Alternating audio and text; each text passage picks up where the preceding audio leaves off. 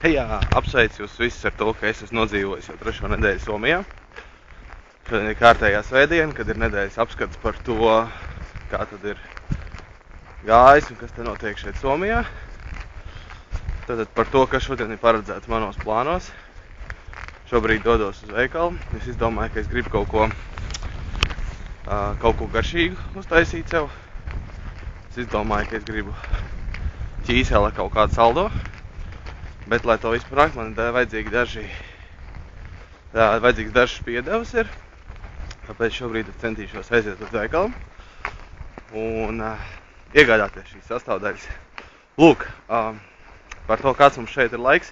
Es no rīta lasīju ziņās, ka jums tur diezgan vēss ir. Tātad krietnos mīnusos. Nu, es varētu teikt tā, ka mums šodien ir augstākā diena, kāda vien var būt. Jo, mums pagaidām ir -10 grādi tikai. Sāls mazliet tikai kož rokās un sejā, bet būtībā mums ir viss ļoti labi. Bet jums tur nākošais nedēļa izskatās, ka jums tur diezgan baigi būs. Mums it kā saule baigo nesola. Mums te viena nakts sola līdz kādiem 18 grādiem mīnusā, bet tas arī ir viss. Pagaidām, cik ziņās ir skatīts. Nu, lūk, labi, par to, kā man tas sekmēsies tālāk, es uzziņošu vēlāk. Vēl viens fakts par Somiju. Ja mēs, teiksim, Latvijā cilvēki kaisām uz asfalta smiltis un sāli, tad viņi ar tādām lietām te nečakarējās. Viņi kaisa tāds mazas šķembiņas, tāds mazas akmentiņas. Un kā man pastāstīja, pēc tam viņi, kad ir pavasars, tad viss nokūst, viņi atkal cik vien var iespējams salas šos akmentiņus. Un nākošajā ziemā viņus izmanto atkārtot. Tā kā tas ir ļoti gudri un ļoti interesanti. Nu jā, te atrast kaut ko šajā veikalā ir diezgan grūti. Te viss ir viņu valodā un te katrai lietai ir 101 pielietojums un saproti. Esmu it kā pie stenda, kur vajadzētu būt kartupeļu cietēji, bet saproti, kurā vietā viņi te ir. Nosaukums it kā man ir kā vajadzētu būt, bet es nevaru īsti atrast neko. Ko veikalā maksāju par visiem produktiem.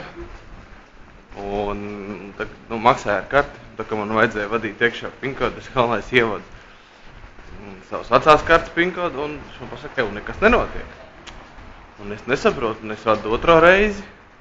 Un atkal nekas nenotiek. Un tikai tad es atcerējos, ka man ir tā jaunā karta, kurai ir pavisam cits pinkods. Rezultāts nav īpaši patīkams, bet par laimi nekas nenotika. Samaksāju ar 3. reizi veiksmīgi un šoreiz visam vajadzētu būt daudz labi. Iepriekšējā veikalā es nedabūju biespienu un kartupeļu cieti, tad šobrīd es mēģināšu aizbraukt uz citu veikalu un dabūt šīs lietas. Nu lūk, tad veiksmīgi esmu beidzot nopirkt visu, ko man vajag. Cerams, ka tā ir, jo tikai 3. veikalā ar maniem kāds spēja parunāt angliski. Un es varēju izskaitot, ko man īsti vajag. Bet, es biju tikai iztulkojis tos vārdus somiski.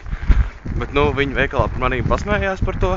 Tas nozīmē, ka, somu valodai, lai kaut ko pārtulkot somiski, Google translate nevajag izmantot, jo tas neko labu nespēja pateikt. Nu, lūk.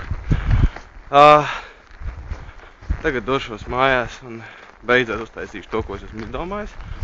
Cerams, ka man tur kaut kas sanāks, jo par daudzām lietām es neesmu pārliecināts, vai tas ir īstās nopirkts, ko man vajag. Nu, lūk. Bet par to, kā man šeit veicās, tas ir īsts rezumējums. Nodzīvot 3. nedēļa. Pagājušā nedēļa pirmdien dabūju savu karti. Tad beidzot es tieku pie naudas. Iepriekšējais vlogs nesanāca viņu ielādēt augšā, jo internets man bija tik lēns, ka vienkārši es mēģināju 3 dienas pēc kārtas un vienkārši nav iespējams ielādēt. Atteicās pilnībā, tāpēc es ceru, ka šis vismaz izdosies augšuplādēt. Lūk. Vēl viena lieta, ko es gribēju teikt. Bijām pagājušajā nedēļas lidot. Tas bija baigi forši, diezgan jautri. Lūk, tā jau kaut nekas baigi tāds dišs nav noticis. Trešā nedēļa ir nodzīvota, tik vien cik bijām slidot, dabūju kredītkarti. Nu jā, un tad mēs bijām arī tajā Somijas, tad Helsinku vienā no lielākajiem laikrakstiem. Nosaukumu es neatceros, jo tas bija diezgan somisks. Lūk, un, nu jā, cerēsim, ka pa nedēļu sanāks vēl kāds vlogs, tāpēc tiekamies vēlāk. Nu lūk, tā pamazām top mans šīs dienas saldais. Tur es esmu sakūlis veiksmīgi putu krējumu. Ar rociņām diezgan grūti, bet pamazām. Ķīsels ir gandrīz izvārījies. Un auziņas ir smukās atceptas. Vēl bišķiņi pēc laiciņa pievienošu vēl biespienu klāt un būs baigi labi. Ķīsels līdz būs uzvārījies, likšu dzesēties. Un tad jau vakarā būs lielais gastronomiskais izvērtīgums. Nu lūk, esmu veiksmīgi uztaisījis visu. Pirmīt mazliet pagaršoju. Neslēpšu, garšo vienkārši brīnišķīgi, bet tas nenozīmē, ka es sev glaimoju. Tā kā, jā, tagad metīšos pilnīgi un pa īstam virsū šim brīnišķīgajam savam gara darbam.